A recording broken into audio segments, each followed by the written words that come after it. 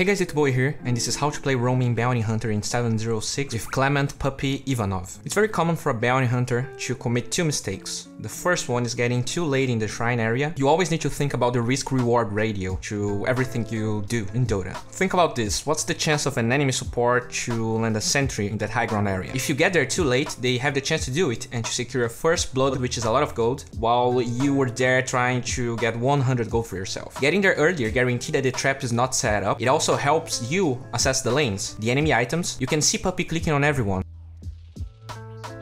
Pay attention how he always commits Shadow Walk in the fog so that no one spots him. But Bristle starts using quills, which means he probably saw a slight sight of a broken monitor around there. Level 1 Shadow Walk has a reasonable fade time, which means you should wait a little bit in the fog before you go out. He just keeps buying time until the rune spawn, and I want you to pay attention to two things. One, see how he wards outside of vision in a place where tower gives no vision, but also as Shadow Walk is ending to not lose invis time. He goes in, tries to assess whether there is a sentry or not, but see how he didn't even try to steal the rune even though Lina and Bristle had no sentries. Maybe you steal the rune, maybe there's no dust or sentry or trap waiting for you, but you can be 2000% sure that your mid laner will not bring the courier through the normal path and let you snipe it. As I said, not only dying for the rune has way more risk than a reward, killing the courier has way less risk and also way more reward. For that to happen, it is usually advisable to bring at least one clarity and the Herb of Venom, since you need to be invis to increase the odds of you killing it. Puppey doesn't get the snipe, but he's playing very well. You basically stay invis in the lane and eventually hide in the fog to use Shadow Walk again. What he faces in this game is something a lot of bounty hunters struggle with. A mid laner that can't get kills until level 3, a Lina, a Death Prophet, even an Invoker would be able to have the follow-up to bounties low. In this case though, without level 2 raise, it's always better to find the best lane to annoy or kill someone. As Puppey rotates from the top lane to mid, now that SF is level 3, pay attention how he only commits the invis when very close to Lina. Bounty hunter is a super mana dependent hero. Going back to base is something terrible and you really should avoid it. Not only because you already struggle with levels, but because you need to impact the game somehow. This gank might seem completely normal to you, but pay attention how he waits to get level 2, meaning he has the extra slow of Jinata on the Lina that is playing super aggressive by the way. He also tries to block Lina during the Herb of Venom duration. Unfortunately, SF was level 3, but didn't have mana to follow up. As Puppey reaches Wind Ranger, you can see how hard it is for her to play the game with no monitor. She misses the power shot, and even with Jinata, this is another skirmish that doesn't get them many kills.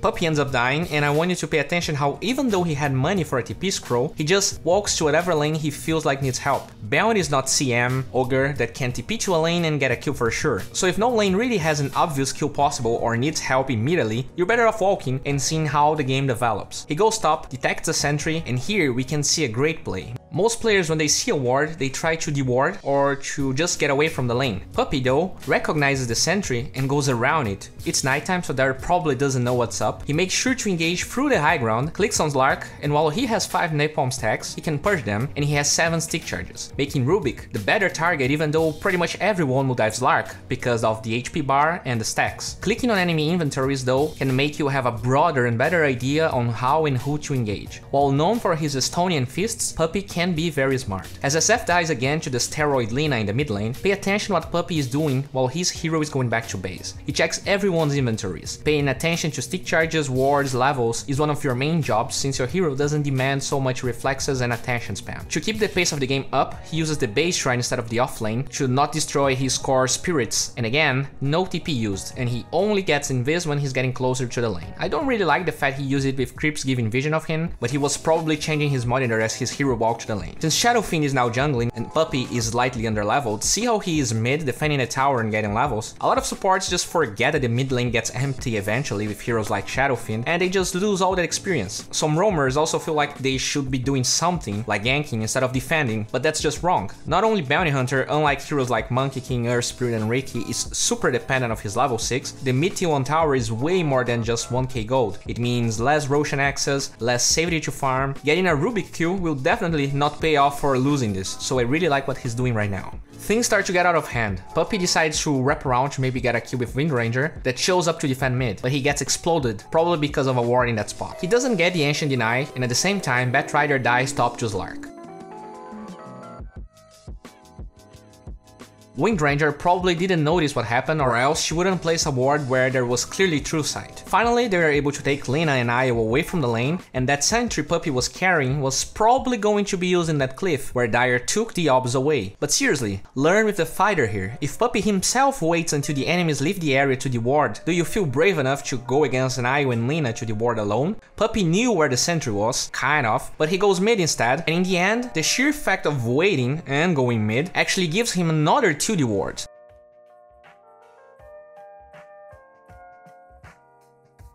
Another extra tip is never using a sentry and an observer ward at the same time. First you sentry, if there's nothing there then maybe warded place, but think thoroughly whether you need that ward or not, because if the enemy has a ward there and you use both at once, he knows about your ward now. Also, by going toward another spot, Puppey spots Io going for a ward job. Puppey gets Invis to wait for him to drop the ward, but unfortunately Shadowfiend was also there, and even though they get the kill, the ward was not spent.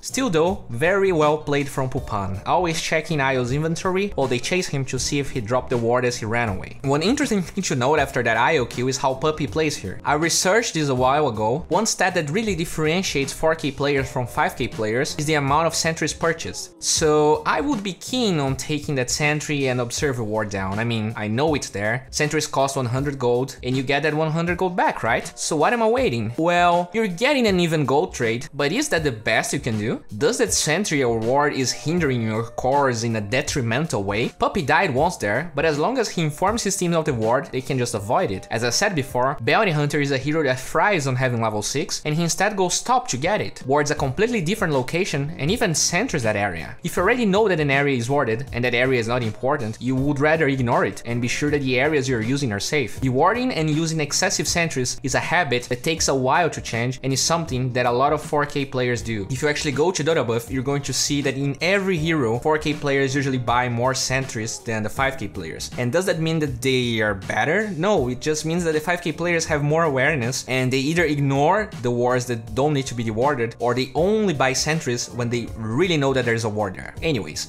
he TPs bot on as soon as he gets level 6, and here we see a huge play that might pass completely unnoticed for the untrained eye. Puppey TPs bottom, he has range to cast track on Lina, but refrains from doing so. Why, Bowie? Well, 2 things. The first one is that going in against an Io is usually bad, but also because if Lina feels threatened in a way, she can just go jungle and farm. She doesn't depend on that push, she's not a death prophet. So if Puppey tracks Lina there, the normal reaction would be her retreating. Instead, he just lingers around, while most players would track immediately. Finally, when it seems that Io is not there anymore, they approach. Io was there, but now the track can be used immediately to get move speed for the Ursa to get closer, and they get a very important kill that wouldn't be so easy to get if he only tracked as soon as he reached the lane. After all, there's no blink on Ursa or Batrider. If we watch that fight again, you're going to see that Puppey was afraid of getting bursted, so he tracks, slows with Janata and disengages, only to stay in range to get a bounty bonus gold, but also to land another track that ends up snowballing in even more kills. This, my friends, this is why Desolator, Battle Fury, or pretty much any carry item is terrible on support Bounty Hunter. This hero needs mana, his skills are godly, but they are very costly in mana. He spent 300 mana in that small engagement alone, and if he didn't have Arcanes for instance, he wouldn't have the mana to secure the kill here and also track Bristle. The track alone gives them safety to siege bottom lane knowing that Bristle is not there. That's not only it. When Io and Lina TP there, they know Bristle is going base and they can take another fight. Unfortunately, they get only 1 track kill, but it's still great for the rating.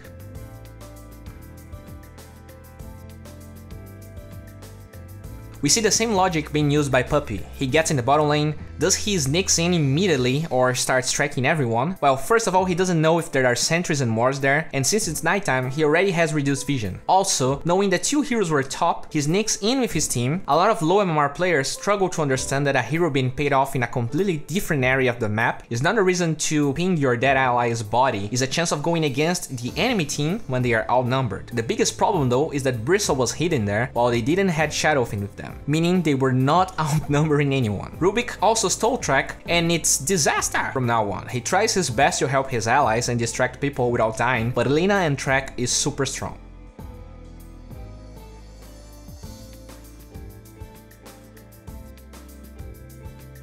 Let's talk about what ensues in this fight. Puppey gets initiated with Dust, and the first big play we can see is that he uses track on Rubik instead of Slark. Not only Slark can purge track, but he can deal double the damage by tracking the Magus and using Shuriken on Slark. He disengages quite a bit and stays around tracking everyone.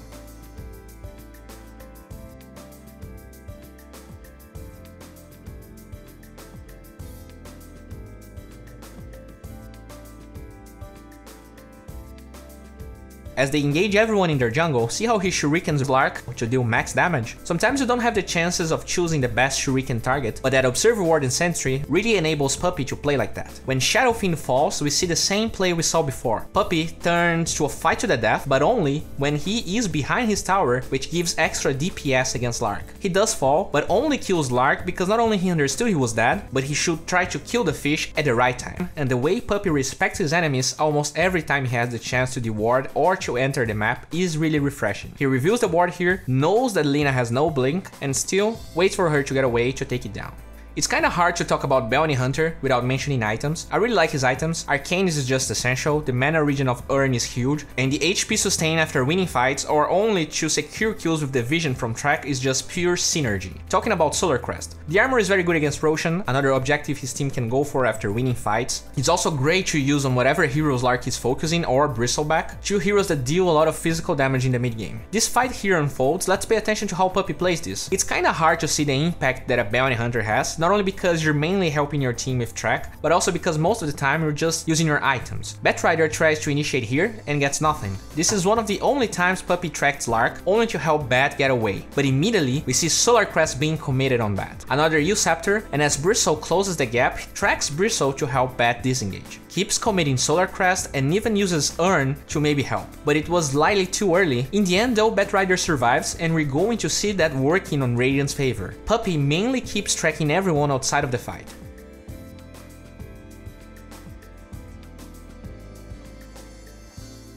Now that Slark starts focusing Shadow Fiend, he Solar Crests him and maintains a safe distance from everyone. Batrider is alive, he didn't do anything, Bowie, you piece of shit.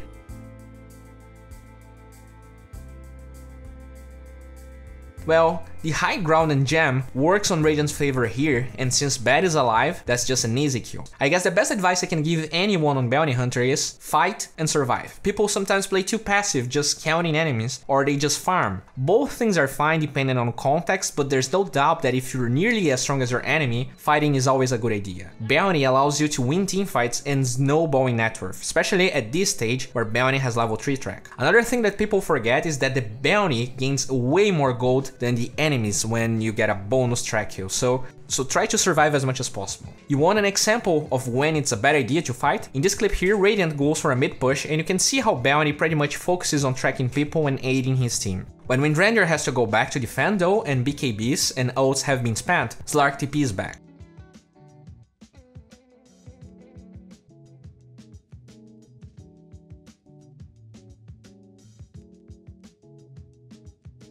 Windranger and Bat are not there anymore, and there's really no way they can take that fight. One of the enemy teams are tracked, and that's all Puppey can do for him.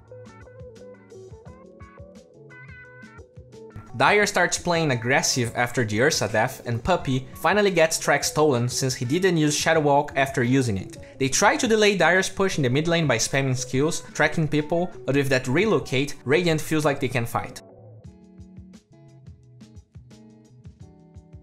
Look how Puppey aids SF here. He Solar Crests the guy and tries to block Slark's pounce by staying between them. He keeps the Solar Crest usage on SF and they win the fight and the game out of it. Well, this wraps up for today. If you enjoyed this video, please guys give it a thumbs up. If you want to see the extended version of this video, please check the link in the description. Plugin is a platform where you can learn from people like Chessie, Fog, Monib, and get better at the game. They have now great content on this new patch, and if you want to raise your MMR, it's a great time. Just figure out the patch faster than others and get those easy wins. They're also making a giveaway where you can win 3 Juggernaut Arcanas, a replay analysis from me or Lizard, the 7K streamer, so check that out. And if winning MMR is not enough for you, you should definitely check out our new partner, Lootcase. There you can win and find beautiful cosmetics and go from 0 to hero. They also give you a better bonus if you register with my referral link, so check that out guys.